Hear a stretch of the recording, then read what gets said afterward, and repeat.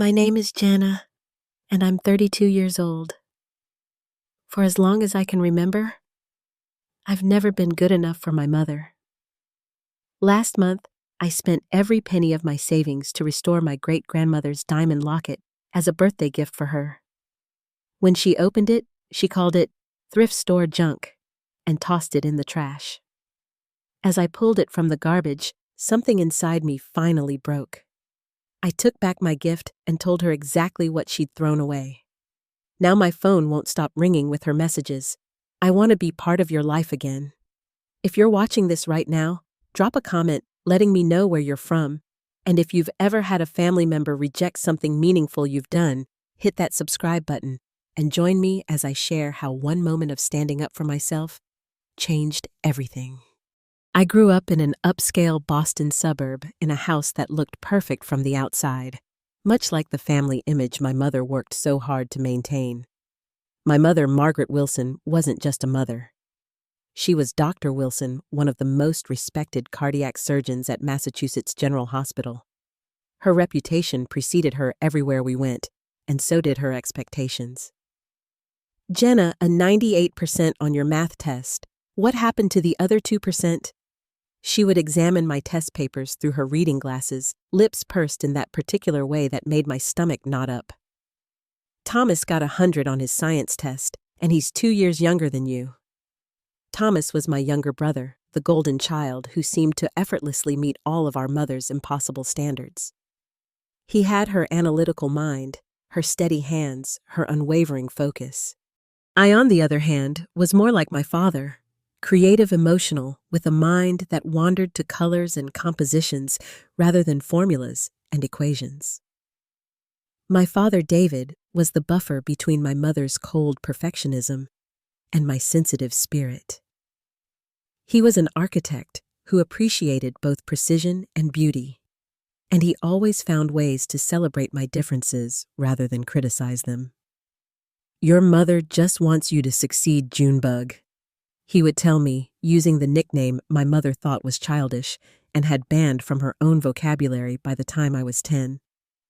"She doesn't always know how to show it, but she loves you." He would wink and add, "And your watercolor of the backyard is going right here on my office wall where everyone can see it." When I was 8, I brought home an art project that had won recognition at the school fair. My teacher had written a note about my exceptional talent and creative vision. I remember practically floating through the front door, eager to show my mother. She glanced at it briefly. "That's nice, Jenna. Did you finish your science homework? The Robinson girl got accepted to a summer program at MIT, and she's only in 6th grade. I was in 3rd grade and somehow already failing at life. My father found me crying in my room later that evening. Without a word, he hung my artwork on the wall opposite my bed. "So, it's the first thing you see every morning." He sat beside me and took my small hand in his much larger one. "Your mother sees the world very differently than you do, Jenna. It doesn't make either of you wrong, just different." Those differences became more pronounced as I entered my teen years. While my friends were experimenting with makeup and fashion, my mother was enrolling me in advanced science courses and hiring tutors to prepare me for a future in medicine. "You have the Wilson intellect," she would insist, despite mounting evidence to the contrary. My grades in science and math were good, but never exceptional. Meanwhile, my art teacher was sending home letters suggesting I apply to specialized arts programs. My mother intercepted one such letter when I was 15. "This is a hobby, Jenna, not a career path," she said dismissively, dropping the letter into the recycling bin. "Do you want to struggle financially your entire life? Is that the plan?" My father retrieved the letter later and helped me apply to a weekend arts program without telling my mother.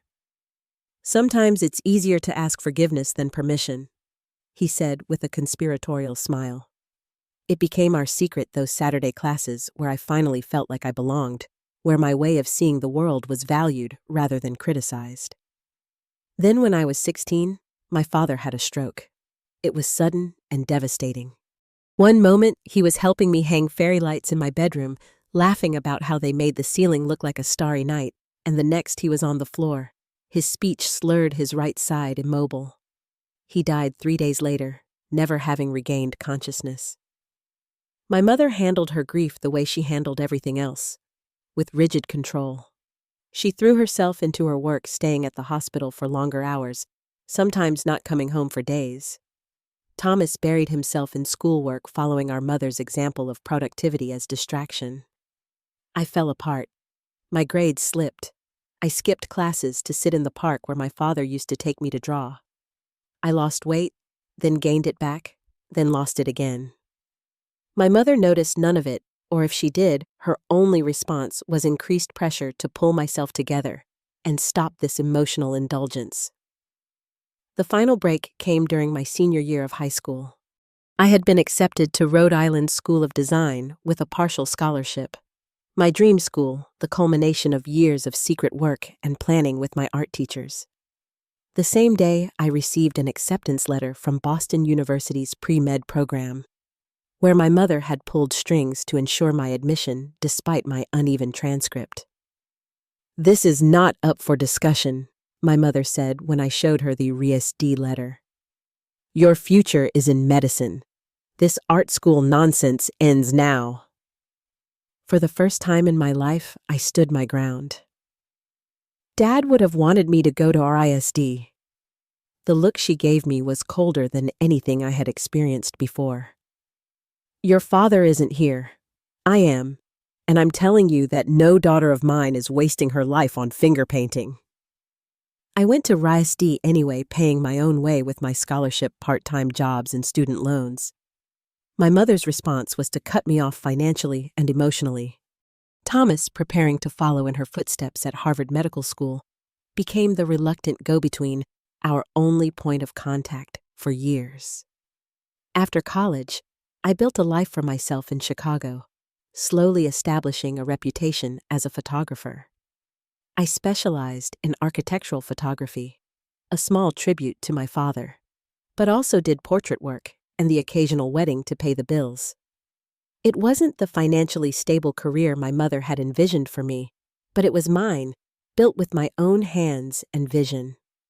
Over the years, there were tentative attempts at reconciliation, an awkward Thanksgiving here, a strained Christmas there. But each encounter inevitably ended the same way, with my mother finding some aspect of my life to criticize, some way in which I was failing to meet her standards.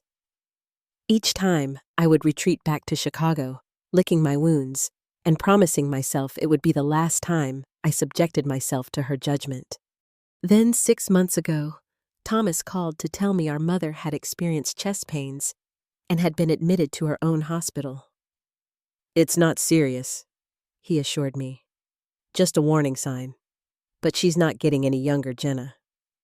The unspoken message was clear. Time was running out to repair our relationship. And despite everything, despite the years of criticism and disappointment, she was still my mother. I still had that childish hope that somehow, someday, she might see me, really see me, and be proud of who I had become. My life in Chicago had settled into a comfortable rhythm by the time Thomas called with news of our mother's health scare. I had a small photography studio in Wicker Park, a neighborhood known for its artistic community and vibrant street life. My work was beginning to gain recognition with recent features in architectural magazines and a growing client list of businesses wanting distinctive images for their websites and marketing materials.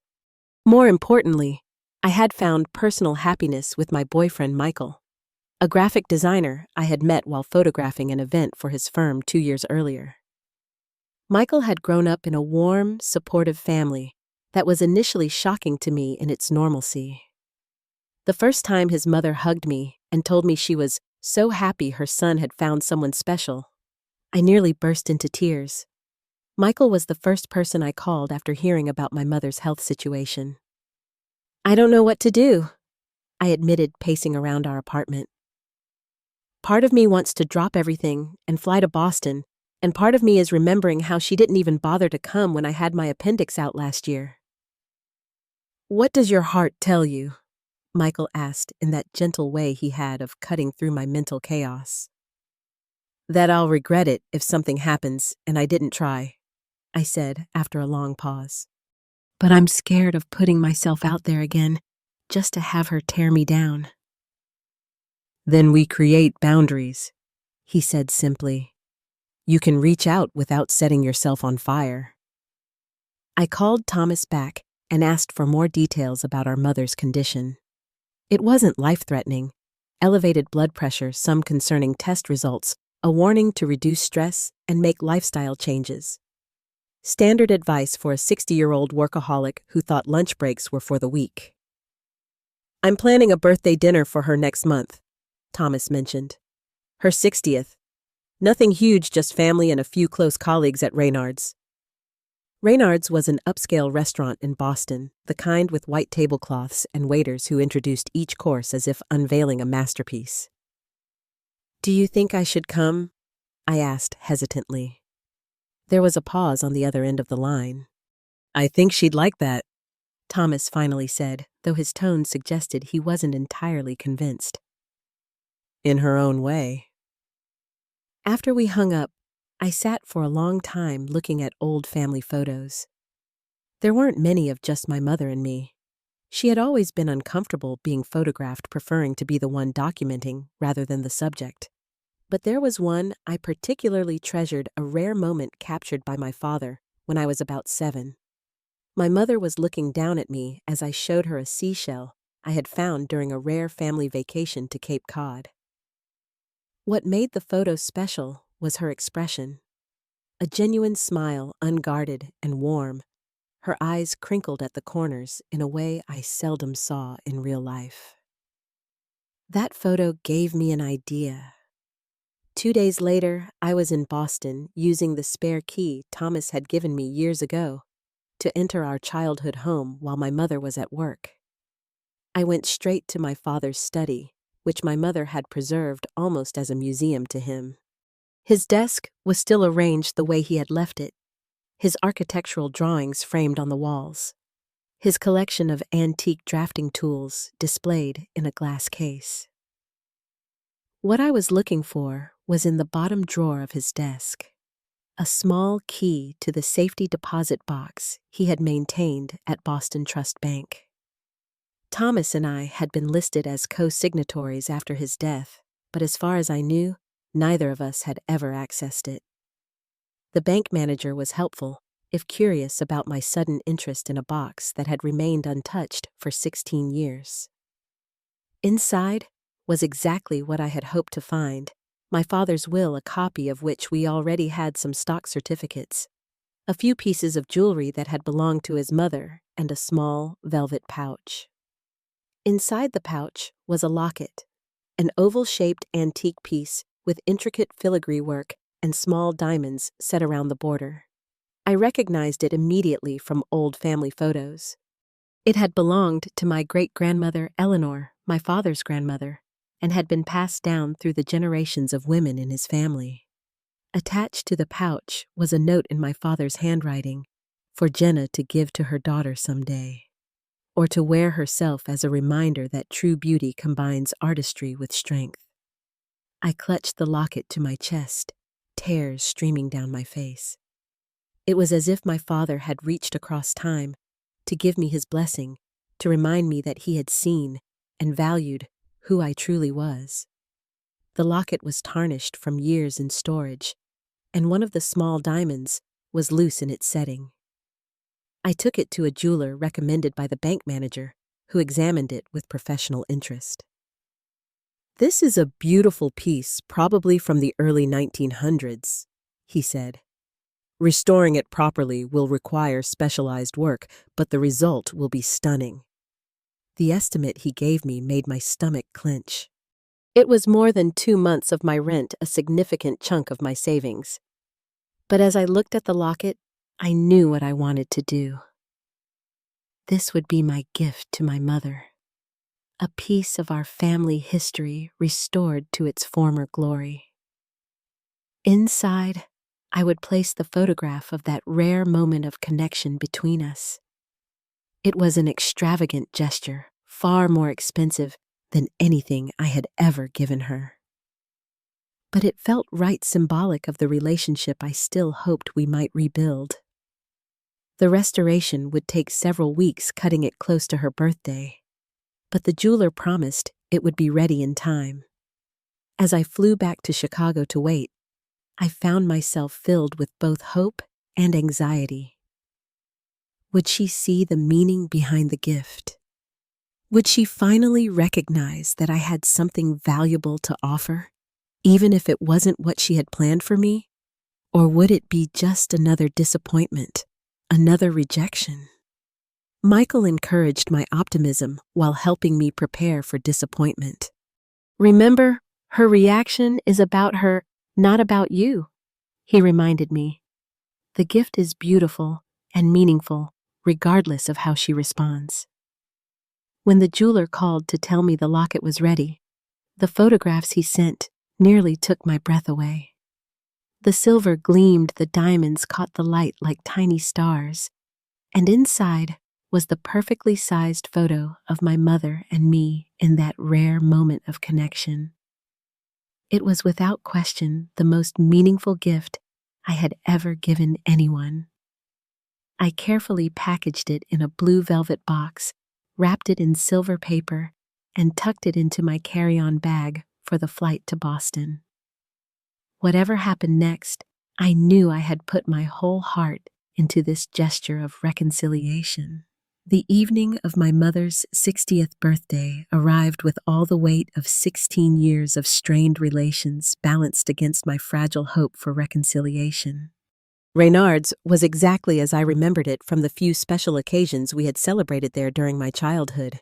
Elegant, understated, with the kind of hushed atmosphere that made you automatically lower your voice and sit up straighter. I arrived 10 minutes early, having spent an agonizing amount of time preparing for this evening. My dark blue dress was conservative enough to meet my mother's standards while still feeling like me. I had swept my hair into a neat updo and applied makeup that enhanced without drawing attention. The small velvet box containing the locket was in my handbag, wrapped and ready. The maitre d' led me to a private dining room in the back where Thomas was already arranging place cards on a long table set for 12. "Jenna." He looked up, surprise and relief mingling in his expression. "You made it. You look great." We hugged awkwardly. Neither of us had inherited our father's natural warmth, and I surveyed the room. "Everything looks beautiful. Very Mom." Thomas smiled wryly. "I had some help from her assistant. Apparently there's a very specific shade of blue for the napkins that matches the hospital's logo. Brand consistency, even at birthday parties." I laughed despite my nerves. Some things never change. "Speaking of which," Thomas nodded toward the entrance where our mother had just appeared. Dr. Margaret Wilson at 60 looked remarkably similar to Dr. Margaret Wilson at 44 when I had left for college. Her dark hair, now streaked with dignified silver, was cut in the same practical bob. Her posture was impeccable, her clothing expensive, but conservative. The only signs of age were the finer lines around her eyes and a slight thinning of her face that made her cheekbones more prominent. Her eyes found mine immediately widening slightly in what might have been surprise that I had actually shown up. She crossed the room with measured steps. "Jenna, you came." Her voice gave away nothing of what she might be feeling. "Happy birthday, Mom." I leaned in for the briefest of hugs, catching the familiar scent of her Chanel perfume. She stepped back, her eyes performing the assessment I had been dreading, taking in my appearance, surely noting any flaws or deficiencies. "You've lost weight," she observed. "Not too much, I hope. You always had a tendency toward extremes." And there it was, the criticism disguised as concern. Some things truly never did change. "I'm exactly where I should be," I replied, fighting to keep my voice even. "My doctor is very happy with my health." She glanced at my hair. "You're still wearing it so long. Have you considered something more professional? Patients prefer doctors who look put together." "I'm not a doctor, Mom. I'm a photographer." My clients seemed to appreciate my creative appearance. A flicker of something, disappointment perhaps, or simply dismissal, crossed her face. Yes, well, Thomas tells me you're doing well with your pictures.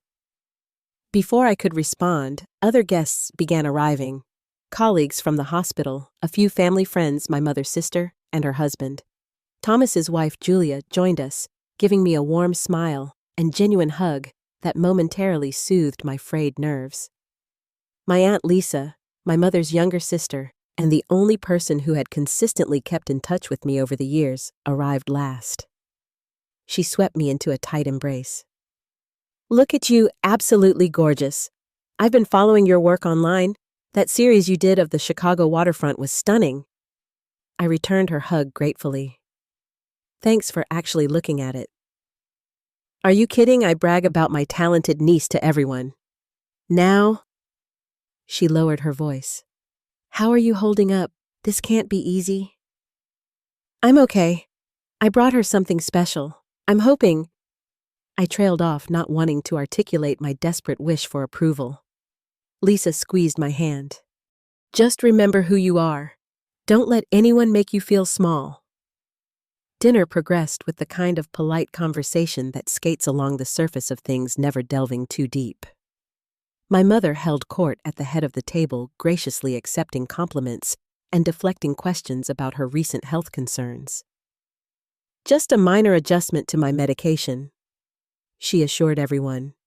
Nothing to fuss about. I was seated far down the table between a neurologist whose name I immediately forgot and Thomas's wife.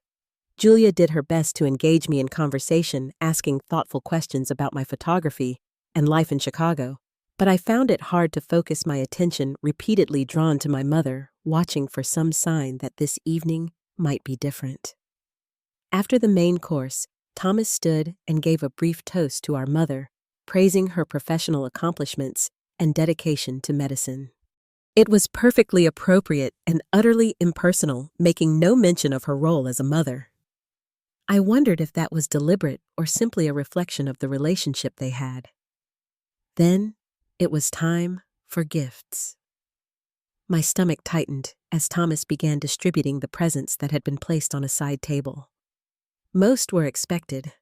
A rare first edition medical text from a colleague, an expensive bottle of scotch from another, a weekend spa package from my aunt and uncle.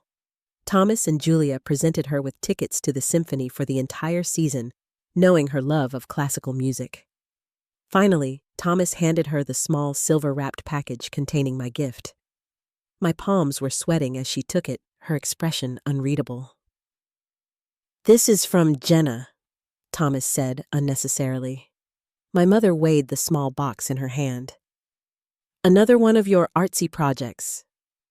There was a hint of condescension in her voice that made my heart sink before she had even opened it. No, I said quietly. It's something I thought you might appreciate. She unwrapped the paper with precise movements, not tearing, but carefully undoing the tape at each end. Opening the velvet box, she stared at the locket for a long moment. Around the table, guests leaned forward, making appreciative noises. That's lovely, my Aunt Lisa said warmly. Is it antique? My mother lifted the locket from its velvet nest, her expression not softening as I had hoped, but hardening into something like disappointment. This looks like something from a thrift store, she said, letting it dangle from her fingers. I'm sure you meant well, Jenna, but I don't wear costume jewelry. The room went silent. I felt the blood drain from my face. It's not costume jewelry, I began. It's... Thomas, what did you and Julia get me again? She cut me off, placing the locket and box on the table beside her, already dismissing my gift. Symphony tickets. How thoughtful. You know exactly what I enjoy. The conversation resumed awkwardly, flowing around the uncomfortable moment like water around a stone. I sat, frozen humiliation burning through me. Julia squeezed my hand under the table in silent support. When dessert was served, a chocolate torte that I barely tasted, I excused myself to use the restroom, needing a moment alone to compose myself. In the elegant bathroom, I splashed cold water on my wrists, a trick my father had taught me to calm down when upset. Cooling the pulse points helps regulate your emotions, he had explained during one of my teenage meltdowns. I took several deep breaths, staring at my reflection in the mirror. You knew this might happen, I told myself. Her reaction doesn't change the value of what you gave. When I returned to the private dining room, the table was being cleared for coffee. I scanned the area where my mother had been sitting, looking for the velvet box. It wasn't there. Thinking she might have put it in her purse, I glanced at the designer bag hanging on the back of her chair, too small to contain the box. A terrible suspicion formed in my mind. I casually walked toward the service area at the side of the room, where the server was scraping plates into a trash bin. And there, sitting on top of discarded napkins and cake crumbs, was the blue velvet box containing my great-grandmother's locket. She had thrown it away without even looking inside. Something inside me, something that had bent and accommodated and made excuses for 32 years, finally snapped. I reached into the bin and retrieved the box, oblivious to the server's startled expression. Clutching it in my hand, I turned back to the table where my mother was accepting a cup of coffee from another server. You threw it away. My voice was louder than I intended, cutting through the polite murmur of conversation. You actually threw away my gift. All heads turned toward me. My mother's expression flickered between surprise and annoyance. Jenna, this is hardly the time or place for a scene. When is the time? I asked, advancing toward the table. When would be a good time to discuss the fact that you tossed a family heirloom in the garbage without even looking at it properly? Thomas stood, alarm written across his face. Jenna, maybe we should… No. I held up a hand, stopping him. No more smoothing things over. No more pretending. I turned to my mother, whose face had gone rigid with anger and embarrassment. Do you want to know what you just threw away? What you called thrift store jewelry? The room was dead silent now, the other guests frozen in horrified fascination. My mother's colleagues looked desperately uncomfortable. My Aunt Lisa was watching with what looked like fierce approval. This, I said, opening the box and holding up the locket so it caught the light, is great-grandmother Eleanor's locket. Dad left it for me in his safety deposit box. It's over 100 years old with real diamonds that I just spent thousands of dollars restoring because I thought you might finally see that I have something valuable to offer, even if it isn't what you wanted from me. My mother's expression changed, shock replacing anger as she recognized the piece. That's not possible. Eleanor's locket was lost years ago. Not lost. Saved. By Dad. For me. I opened the locket to reveal the photograph inside. And I wanted to share it with you. I thought maybe it could be a bridge between us. My mother reached for the locket, her hand trembling slightly. Let me see that. I closed my fingers around it, stepping back. No, you don't deserve something this meaningful. You made your feelings clear when you threw it in the trash. I didn't know what it was, she protested, her voice losing its usual authoritative edge. If you had explained, would it have mattered? Would you have valued anything I gave you simply because it came from me? Or would you have found some way to criticize it, to find it lacking, just like you've always found me lacking? That's not fair, she began, but her voice lacked conviction. Isn't it? In 32 years, can you think of a single time you've been genuinely proud of me? A single accomplishment of mine that you've celebrated without qualification? Because I can't. Thomas tried again to intervene. Jenna, people are staring. Let them, I said, beyond caring about appearances for perhaps the first time in my life. Let them see what it's really like in this family. The perfect Dr. Wilson who can save anyone's heart but her own daughter's. My mother stood abruptly. That's enough. You're making a spectacle of yourself. And you're proving my point. I tucked the locket into my purse. I'm done trying to earn your approval. I'm done diminishing myself to fit your narrow vision of success. I have a good life.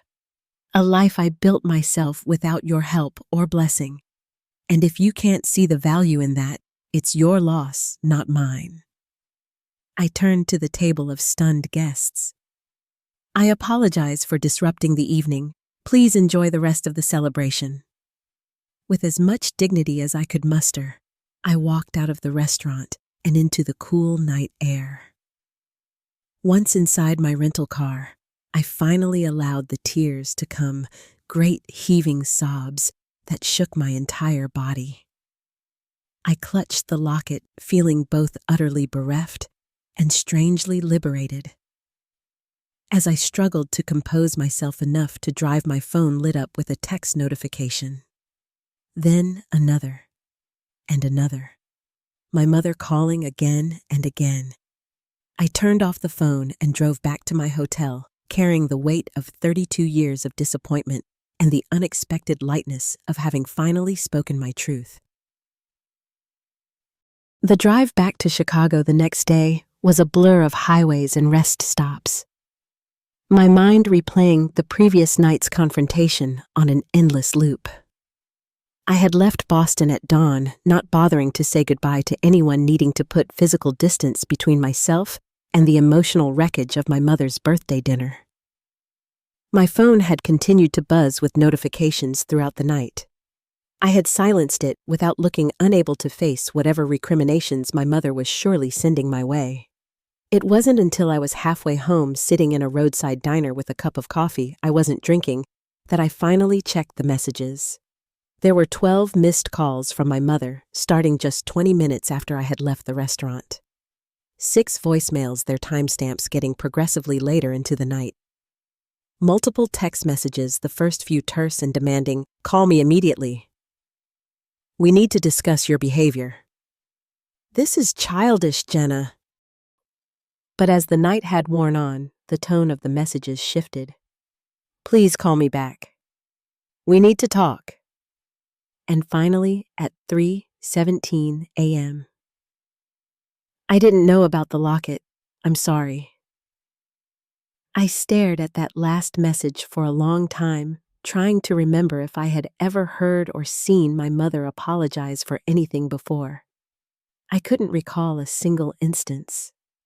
There were also messages from Thomas alternating between concern for me and updates on our mother. "She's pretty shaken up," one read. "I've never seen her like this." My Aunt Lisa had texted too. "Proud of you for standing your ground. Call if you need anything. Love you." I put the phone away without responding to any of them, paid for my untouched coffee, and continued the long drive home. When I finally reached my apartment in Chicago, Michael was waiting, having received my text about the disastrous evening.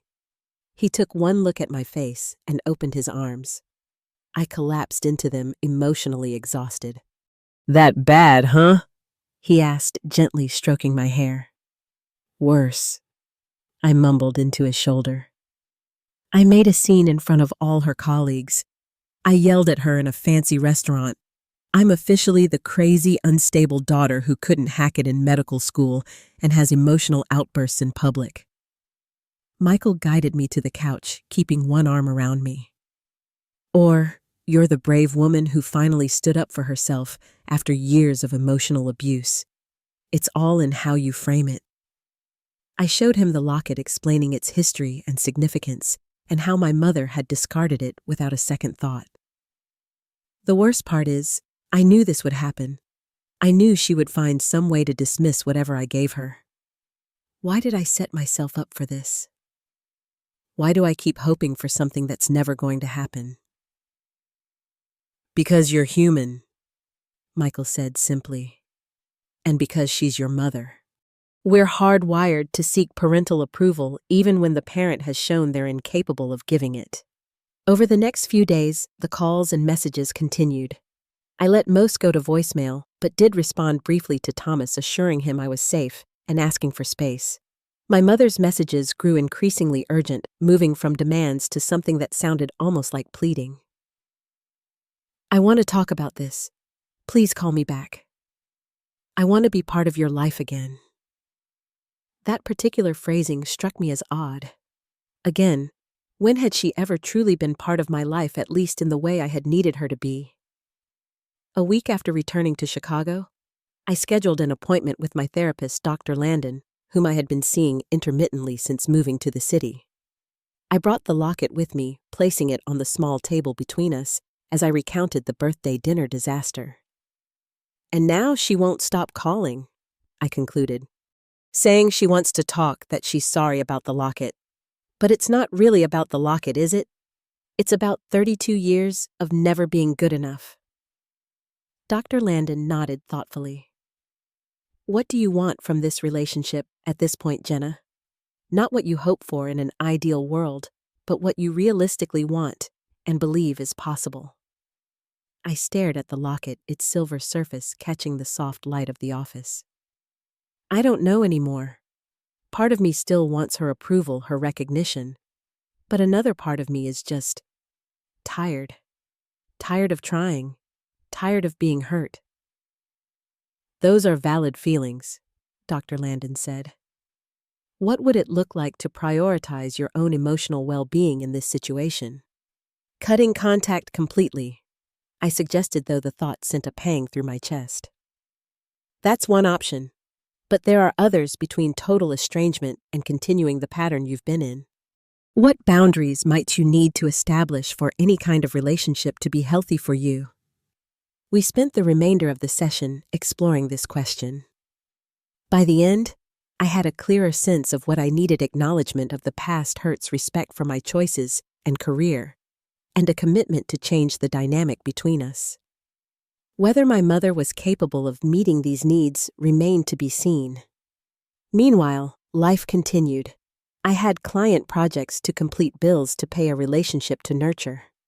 Michael was supportive, but careful not to push me in any particular direction regarding my mother. "This is your journey," he said. "I'm just here to hold your hand along the way."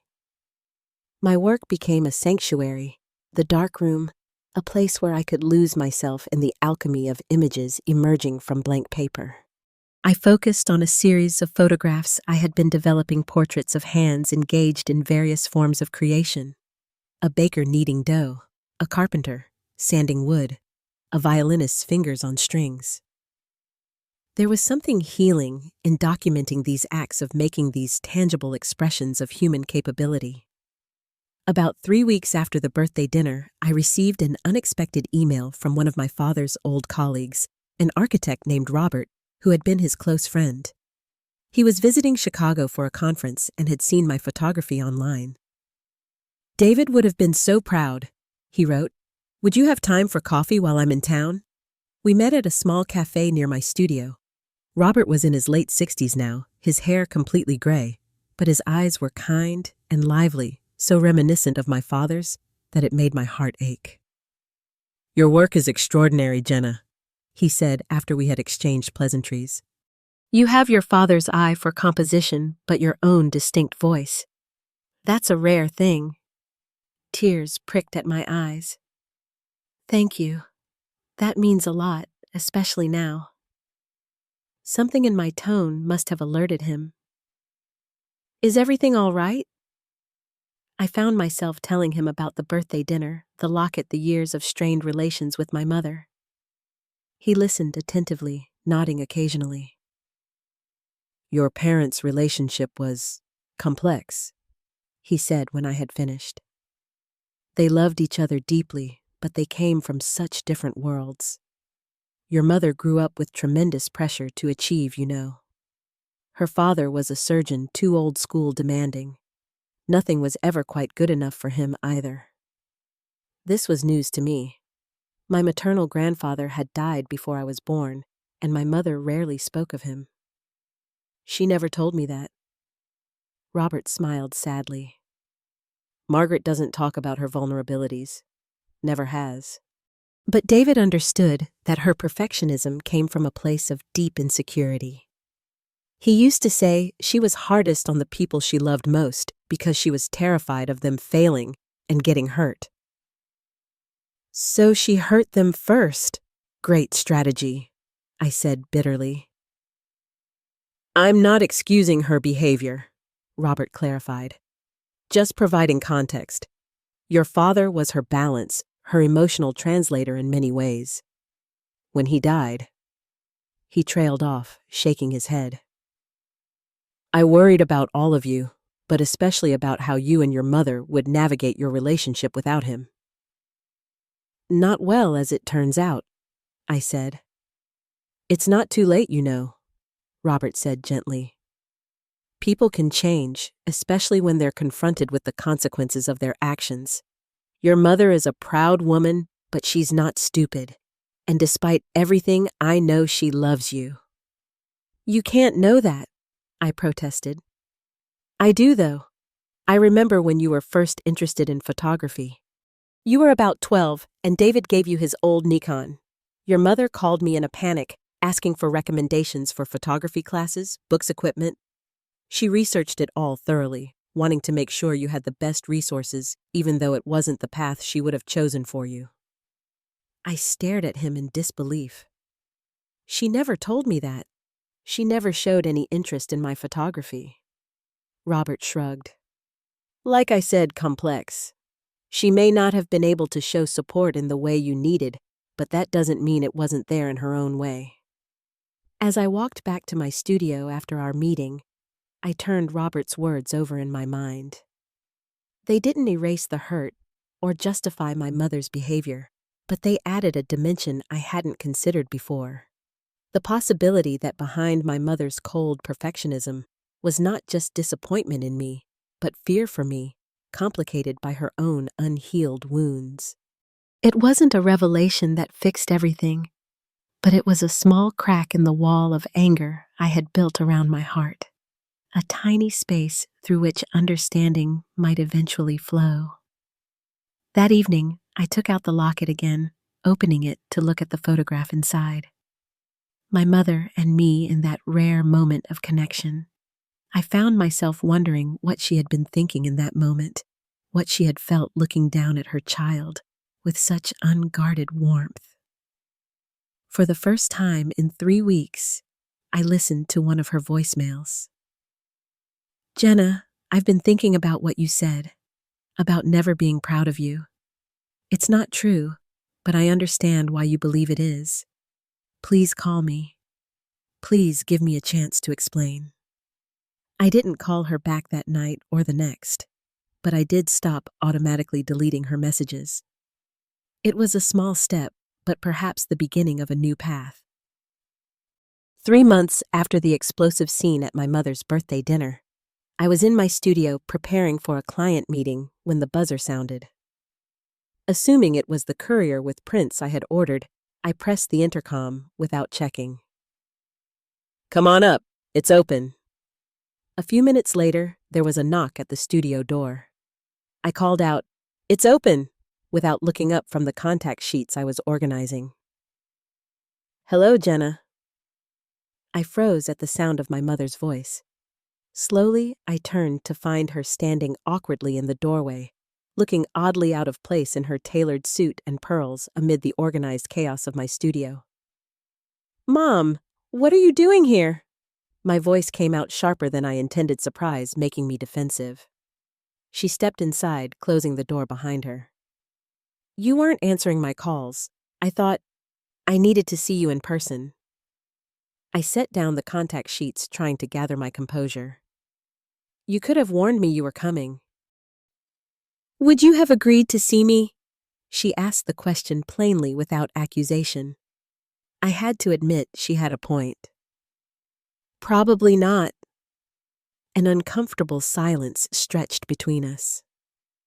My mother looked around the studio, taking in the large prints on the walls, the equipment, the evidence of a thriving business. Something like surprise flickered across her face. Your work is impressive, she said finally. Very professional. It was such faint praise by normal standards, and yet coming from her, it was unprecedented. I didn't know how to respond, so I didn't. "May I sit?" she asked, gesturing to a chair near my desk. I nodded, taking the seat opposite her. Up close, I could see that she looked tired, with subtle shadows under her eyes that her expensive makeup couldn't quite conceal. "I've been doing a lot of thinking since the incident at my birthday," she began, her hands clasped tightly in her lap. "About what you said. About how I've treated you over the years." I remained silent, waiting. I had imagined this conversation many times over the past 3 months, but now that it was happening, I felt strangely detached. My mother took a deep breath. "I owe you an apology, Jenna, a significant one. I haven't been the mother you deserved. Whatever I had expected, it wasn't this." My mother didn't apologize. She justified, she rationalized, she redirected blame. She didn't admit fault. "The locket," she continued when I didn't respond. "I had no idea what it was. That's not an excuse for how I reacted, but I want you to know, I would never have discarded something so meaningful if I had understood its significance." "It shouldn't have mattered what it was," I said quietly. "It was a gift from me. That should have been enough for you to treat it with respect." She flinched slightly, but nodded. "You're right.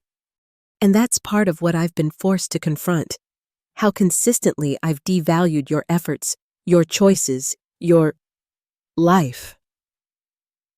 Her voice broke on the last word, and to my astonishment, tears welled in her eyes.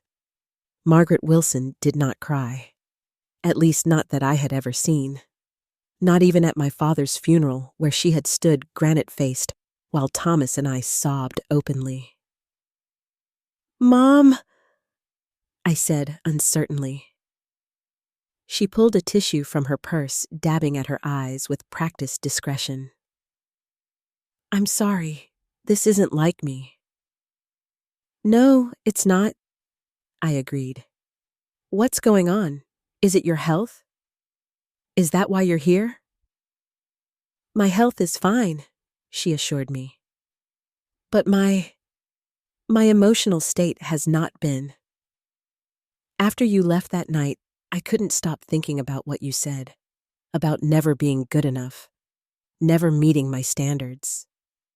She looked down at her perfectly manicured hands. "I started seeing someone, a therapist." Now I was truly shocked. My mother had always dismissed therapy as self-indulgent navel-gazing for people too weak to solve their own problems.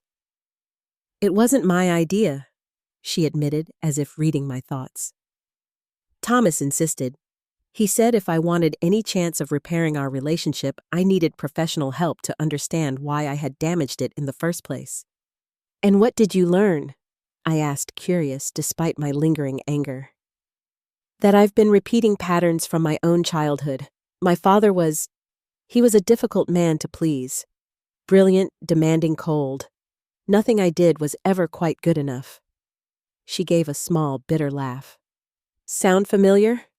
It was surreal hearing my mother articulate the very dynamic I had struggled with my entire life. "So you just passed that on to me, perpetuated the cycle." "Not deliberately," she said quickly. "I thought I was preparing you for a world that can be cruel and unforgiving. I thought I was pushing you to be your best self the way my father pushed me.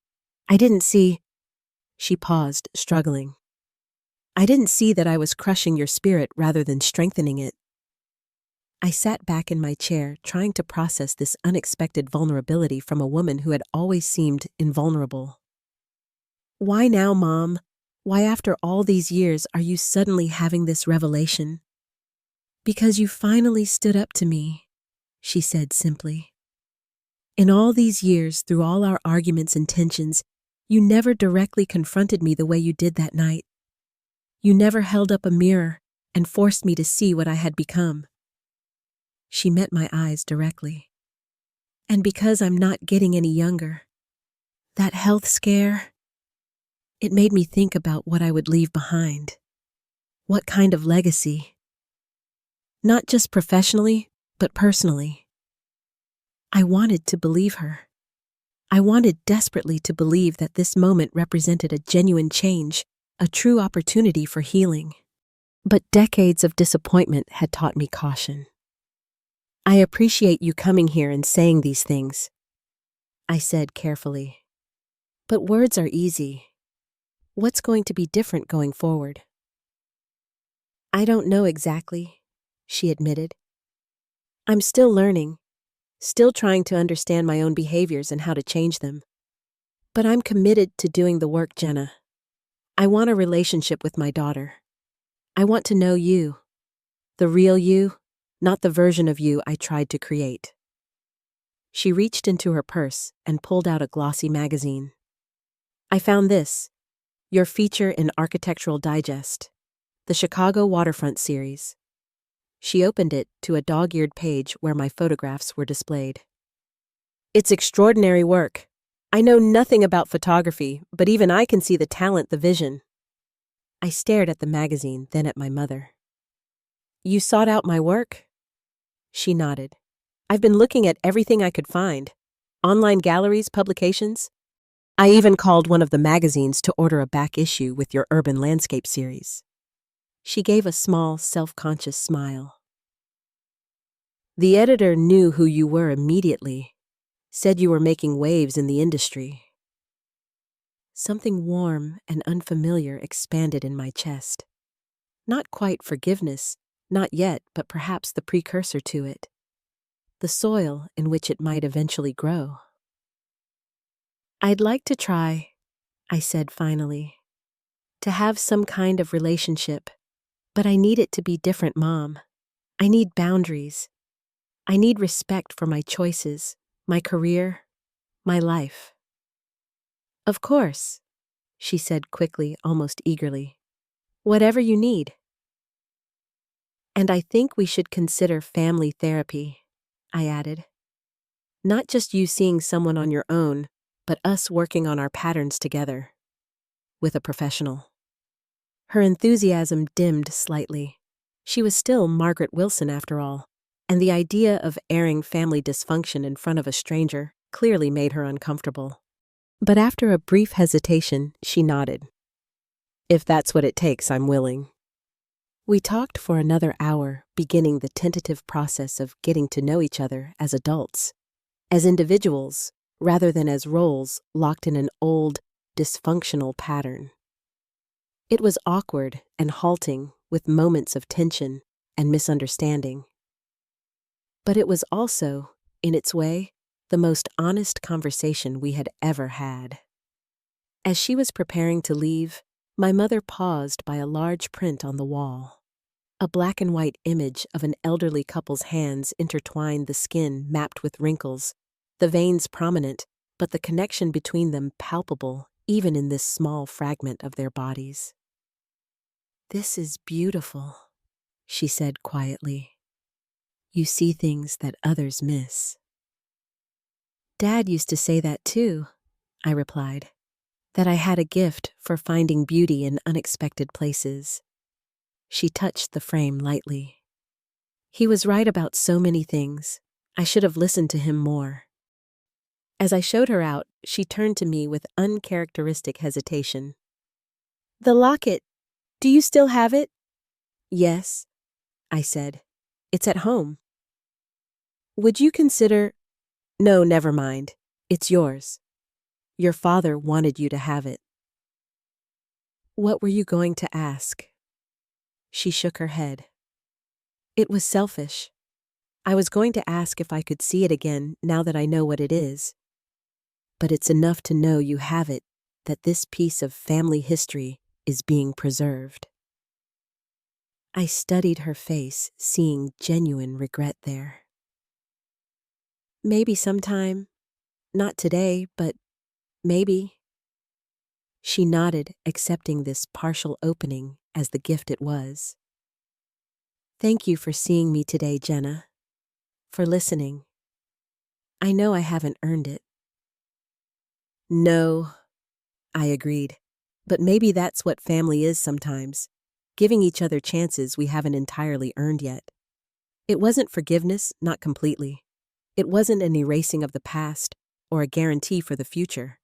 But it was a beginning, fragile and uncertain, but real. As I watched her walk away, I felt something shifting inside me. Not just in relation to her, but in how I saw myself. For the first time, I was setting the terms of our relationship rather than desperately trying to conform to hers.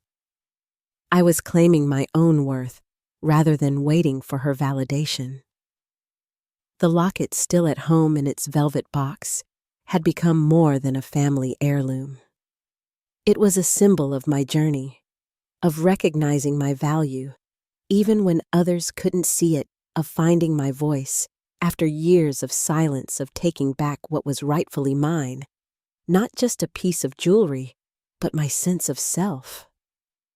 A year after the confrontation at my mother's birthday dinner, I stood in a downtown Chicago gallery, surrounded by my photographs. It was the opening night of my first solo exhibition, Connections, Fragments of Human Experience, a collection of images exploring the ways people connect with each other and the world around them. The gallery was crowded with art critics, photographers, potential buyers, and friends. Michael moved through the space with quiet pride, occasionally catching my eye and raising his glass in a silent toast. My Aunt Lisa had flown in from Boston for the event, effortlessly charming everyone she spoke to.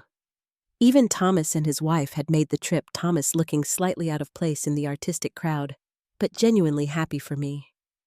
And then there was my mother, examining each photograph with careful attention, dressed in an elegant but understated black dress that seemed chosen specifically not to draw attention away from my work. Over the past year, our relationship had evolved into something I never could have imagined. Not perfect, not without tension, but fundamentally different from what it had been before. The family therapy sessions had been difficult, often painful, forcing us to confront decades of hurt and misunderstanding. There had been setbacks, moments when my mother reverted to old patterns of criticism, when I retreated into defensive silence. But there had also been breakthroughs, moments of genuine connection and understanding. I had learned that my mother's perfectionism was indeed rooted in her own childhood trauma, in a father who had withheld love as punishment for any perceived failure. I had come to understand that her pushing me toward medicine wasn't just about status or control, but about trying to give me what she saw as security in an uncertain world. And she had learned painfully, but necessarily, how her well-intentioned pressure had translated into rejection and conditional love from my perspective. She had begun to see me, really see me, perhaps for the first time. "This one is extraordinary," my mother said, now pausing in front of a large photograph near the center of the exhibition. It was an image of hands again. This time, an aged hand holding a much younger one, transferring what looked like a small object between them. The focus was soft on the edges, drawing the eye to the point of connection between the two generations. "Thank you," I said, coming to stand beside her. "It's one of my favorites, too." "What are they exchanging?" she asked, leaning closer to the image. I smiled. "That's part of the mystery. Each viewer sees something different. Some people think it's a coin, others a small stone or a bead. The point is, the act of passing something from one generation to the next." My mother nodded thoughtfully. "Legacy, not just objects, but values, stories, identity." Exactly. We stood in companionable silence for a moment, a rare and precious thing between us. I was wearing the locket tonight, its weight familiar and comforting against my collarbone. My mother's eyes flickered to it occasionally, but she didn't mention it, respecting the boundary I had established around this particular symbol. 3 months after her surprise visit to my studio, I had invited her to dinner at my apartment, a first. It had been awkward, but important, allowing her to see my life on my terms, in my space. At the end of the evening, I had shown her the locket again, opened it to reveal the photograph inside. She had cried, actually cried, touching the image of her younger self, looking at me with such open love. "I did love you like that," she had said. "I just got so caught up in what I thought love should look like, pushing you towards success, protecting you from failure, that I forgot to simply love you as you were." Now in the gallery, surrounded by evidence of the path I had chosen for myself, she turned to me with an expression I was still getting used to, one of genuine pride unmarred by qualification or criticism. "You've created something remarkable here, Jenna. Not just these photographs, though they're stunning, but this life, this career, this self." She gestured around the gallery. "You did this despite me, not because of me, and I'm so sorry for how hard I made it for you." "Not everything was bad," I said, surprising myself with the admission. "You taught me persistence, attention to detail, the discipline to keep working, even when it's difficult." I gave her a small smile. "I just applied those lessons to my own dreams, not yours." A gallery assistant approached, apologetically interrupting to tell me that a critic from a major art publication wanted to speak with me. As I excused myself, my mother touched my arm lightly. "I'm going to stay for a while longer if that's all right. There are a few pieces I want to look at again." "Of course, take your time." As the evening progressed, I found myself watching my mother from across the room. She moved slowly through the space, spending time with each image, occasionally making notes in a small notebook she had brought with her. It struck me that she was trying to understand my work, to see the world through my eyes. It was perhaps the most profound gesture of respect she had ever shown me. Later, as the crowd began to thin, she approached me again. "I've been thinking," she said with the slight hesitation that still characterized her attempts to relate to me differently. "Your birthday is coming up next month. I'd like to do something to celebrate if you're open to it." In the past, my birthdays had been occasions for disappointment, gifts that reflected what she thought I should want rather than what I actually did, celebrations that felt more like obligations than expressions of joy. "What did you have in mind?" I asked cautiously. "Actually, I was hoping you might tell me what you'd enjoy. It's your day after all." I considered for a moment. "There's a photography workshop in Door County that weekend, a 3-day retreat with some photographers I really admire. I was planning to go alone, but you could join me if you wanted. Not for the workshop itself, but maybe we could stay at the same inn, have dinners together. The area is beautiful in the fall." The suggestion clearly surprised her. "You'd want me there, during something important to you professionally?" "I think I would," I said, realizing as I spoke that it was true. "It might be nice to share that part of my life with you, if you're interested." "I'd be honored," she said simply. As the gallery emptied and the evening wound down, Michael helped the staff begin the cleanup, while I took a final walk through the space, taking in the culmination of months of work. My mother joined me for this last circuit, stopping again at the photograph of the hands exchanging the mysterious object. "I've been meaning to ask you," she said.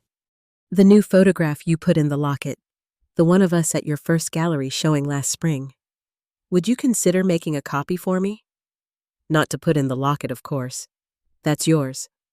But just to have." I thought of the small framed photograph that now sat on my desk at home. My mother and me standing side by side at that previous exhibition, both of us smiling genuinely at the camera, a visible shift from the tension that had characterized our relationship for so long. "I already did," I told her. "It's your birthday present. I was going to mail it, but since you're here." I retrieved the carefully wrapped package from my office at the back of the gallery and handed it to her. "Happy early birthday." She unwrapped it carefully, revealing a silver frame similar to the one I had at home. Her eyes misted as she looked at the image. "We look happy," she said softly. "We were," I replied. "Not perfect, not without our history, but happy in that moment." And now, I considered the question seriously. Now I think we're building something new. Something that honors who we both actually are, rather than who we think the other should be. It's not always easy, but it feels real. And that's worth a lot. She nodded carefully, rewrapping the frame to protect it for the journey back to her hotel. "More than I deserve, but I'm grateful for it." As we parted outside the gallery, she embraced me. Still somewhat awkwardly physical affection, not coming naturally to either of us, but with genuine warmth. "I'm proud of you, Jenna," she said. "Truly proud. Not because of what others think of your work or how successful you've become, but because of who you are. Your integrity, your vision, your strength." The words I had waited a lifetime to hear. They didn't erase the past, didn't undo the years of hurt and misunderstanding. But they were a bridge to a different future, one I was cautiously ready to walk toward. Back at home that night, I took off the locket and held it in my palm, feeling its weight and history. It had traveled a circuitous path to reach me, from my great-grandmother to my father, preserved in a safety deposit box, restored by my hands, rejected and reclaimed. In many ways, its journey mirrored my own, valued, then discarded, then recognized anew for what it had always been, something precious, something worth preserving. I opened it to look at the 2 photographs it now contained. The old one of my mother and me during that rare moment of connection at Cape Cod, and the new one from the gallery showing past and present, pain and healing, loss and recovery. The locket hadn't fixed my relationship with my mother. That work had required difficult conversations, professional help, and a willingness on both our parts to see beyond old patterns. But it had been the catalyst, the breaking point that forced us both to confront what wasn't working and find the courage to try something different. A year ago, I had stood in a restaurant bathroom trying to compose myself after yet another rejection. I had retrieved a discarded gift from the trash and found my voice after decades of silence. I had walked away from a pattern that had defined most of my life with no guarantee that anything better would take its place. And now here I was, not in a perfect fairy tale ending, but in a life of my own making. A successful career doing work I loved. A supportive partner who saw and valued me for exactly who I was. And a changing relationship with my mother that, while still complicated, had room for growth and genuine connection. The journey hadn't ended that night at the birthday dinner. In many ways, it had just begun. But taking back the locket, standing up for myself, and refusing to accept less than I deserved, had been the first essential step. Sometimes the most valuable gift we can give ourselves is the courage to say, "This is who I am.